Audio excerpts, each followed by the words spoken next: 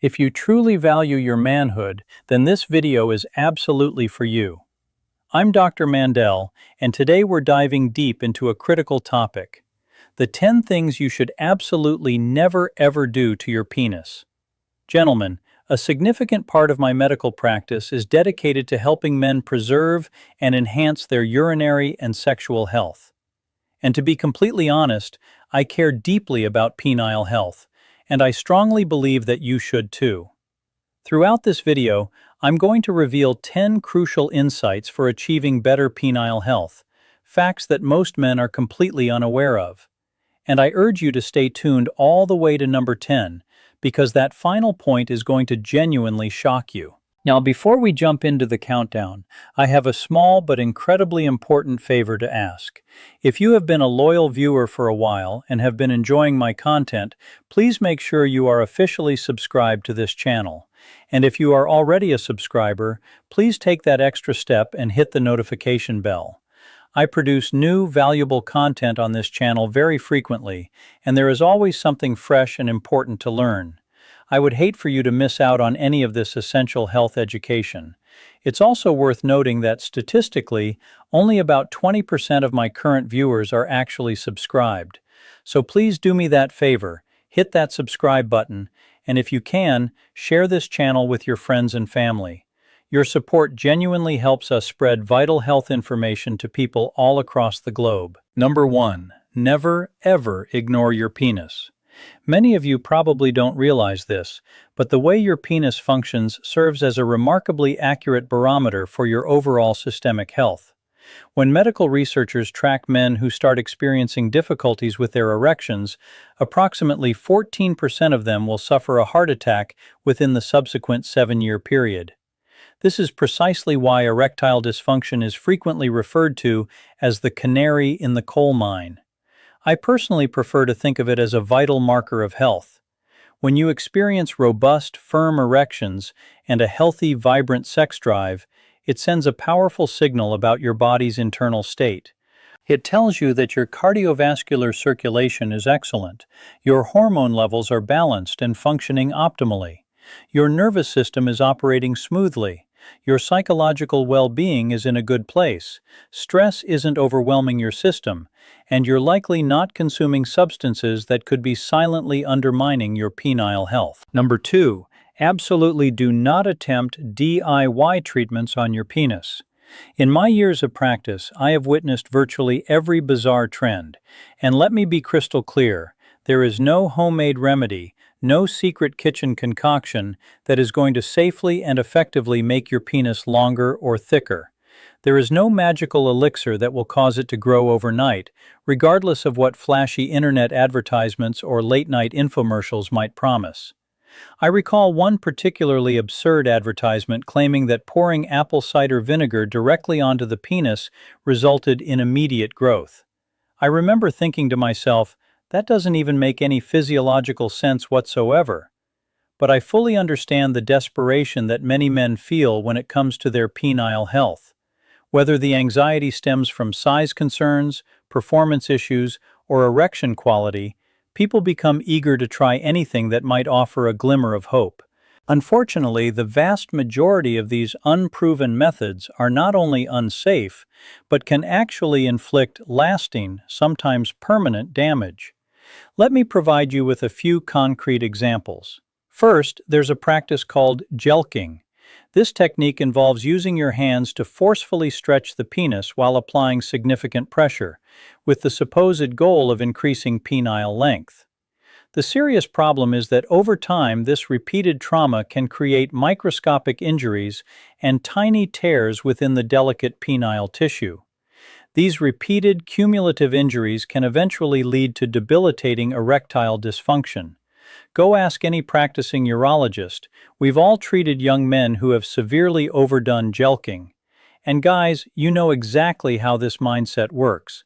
When someone tells a man that a particular technique will improve his body, he rarely does it in moderation. He goes all in, overdoes it, and that's precisely how people end up pushing far beyond safe limits, injuring themselves, and sometimes causing permanent, irreversible damage to their penis. So please, just don't do it. Another dangerous example involves homemade constriction rings.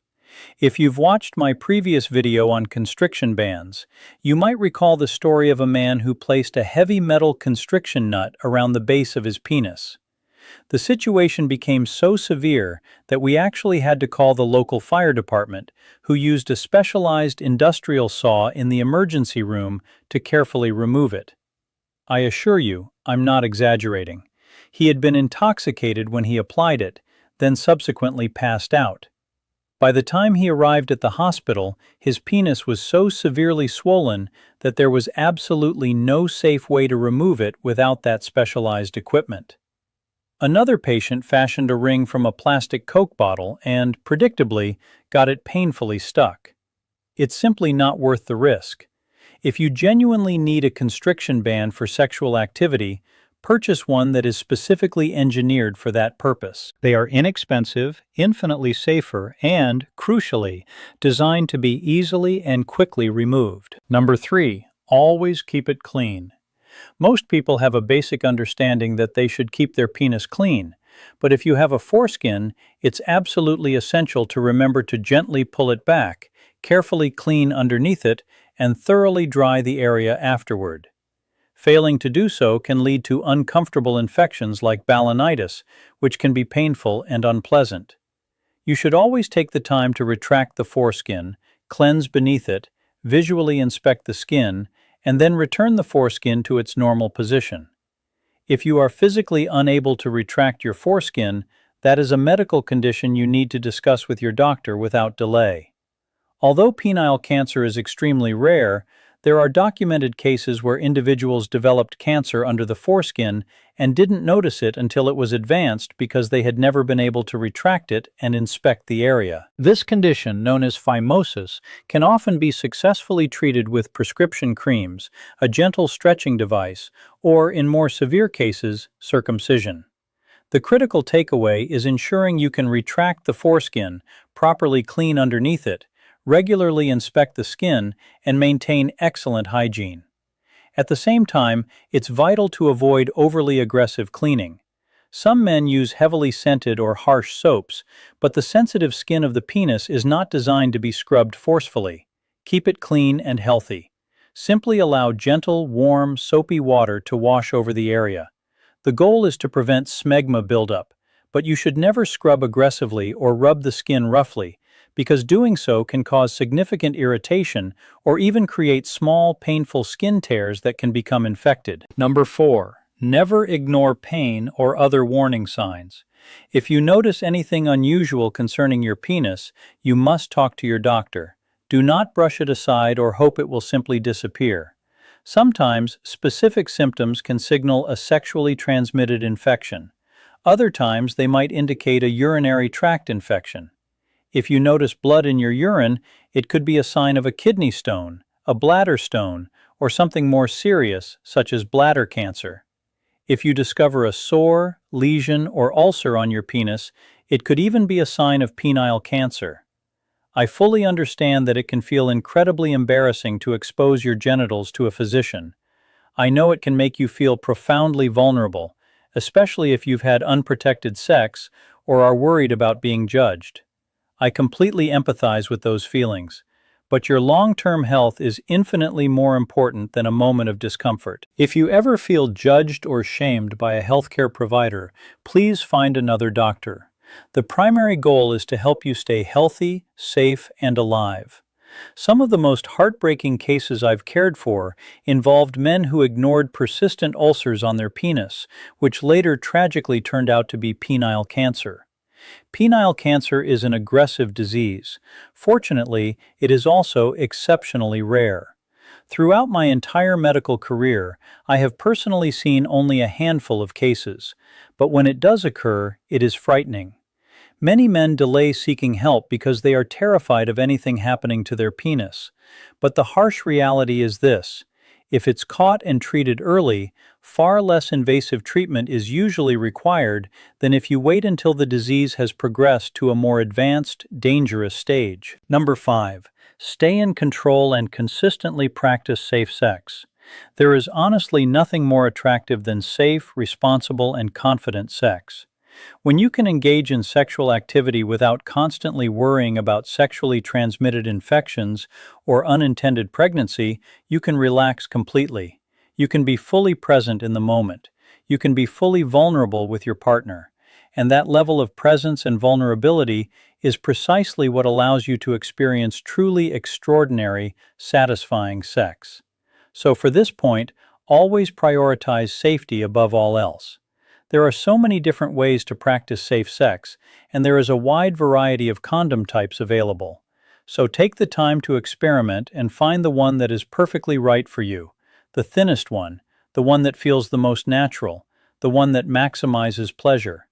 Involve your partner in the selection process, but always, without exception, make safety your absolute priority. Another critical part of staying safe is maintaining physical control during sexual activity. Why is this so important? Because accidents like penile fractures can happen if you're having very vigorous, energetic sex while your penis is fully erect and it suddenly bends at an unnatural angle. For instance, if it accidentally slips out of the vagina and forcefully strikes the pubic bone instead of re-entering, you can fracture your penis. This is a genuine surgical emergency. If this happens, you need to go to the emergency room immediately because urgent surgery is required to repair the internal tear. During a penile fracture, the tough outer covering of the erectile tissue, known as the tunica albuginea, actually tears. If this tear is not repaired promptly and you simply wait at home, about half of those affected will eventually develop long-term erectile dysfunction. That's why it is vastly better to seek emergency medical treatment immediately and have the injury surgically repaired so you can preserve healthy erectile function rather than dealing with a lifetime of complications later. You will almost always know when a fracture happens. Typically, you will hear a distinct popping or cracking sound. You will experience sudden, excruciating pain, and your penis will rapidly become swollen, bruised, and discolored, often taking on the appearance of an eggplant. One highly effective way to significantly reduce this risk is by maintaining better control during intercourse. Ideally, place your hand on your partner's hip so you can more precisely control the speed, depth, and angle of movement, helping to prevent those jarring accidents that could result in a fracture. Another thing that helps tremendously is lubrication. I simply cannot emphasize enough how incredibly important it is to use enough high-quality lubricant. And guys, lubricant is absolutely nothing to be embarrassed about. It actually makes sex smoother, more comfortable, and often significantly more enjoyable for both partners. Do not automatically assume that a reduction in natural lubrication means something is wrong with your partner. It's a completely normal part of aging, and it's influenced by many factors. Women often experience decreased lubrication during perimenopause and menopause. Some younger women also naturally produce less lubrication due to medications, genetics, hormonal fluctuations, or a host of other factors. It does not necessarily mean they aren't aroused or interested. Number 6. Don't make it too hot. What I mean by this is that your testicles require a relatively cool environment to function optimally. There is a very specific biological reason the testicles are located outside the body, while a woman's ovaries remain safely inside the pelvic cavity. They need a